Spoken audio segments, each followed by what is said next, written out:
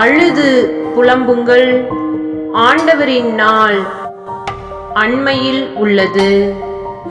இறைவாக்கினர் எசாயா புத்தகம் 13வது அதிகாரம் 6வது இறை திருவசனம்.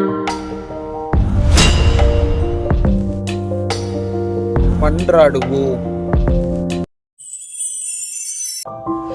அன்பு இறைவா, அழுகையும் புலம்பலும் ஒவ்வொருவருடைய வாழ்க்கையிலும் யதார்த்தமாகிவிட்டது. ஆனால் எதற்காக அழுகிறோம், எதற்காக புலம்புகிறோம் என்று இன்றைக்கு நாம் நினைத்து பார்க்க அழைக்கப்படுகின்றோம்.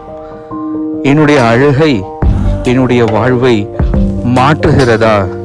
என்னுடைய புலம்பல் என்னுடைய வாழ்வின் ஆதாரத்தை கெடுக்கின்ற காரியங்களிலே இருந்து விடப்பட வேண்டும் என்று நான் நினைத்து புலம்புகின்றேனா?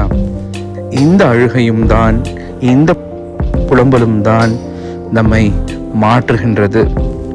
இன்றைக்கு இறை வார்த்தை அழுகையும் புலம்பலும் ஆண்டவருக்காக இருக்க வேண்டும் என்று அழைப்பை கொடுக்கிறது.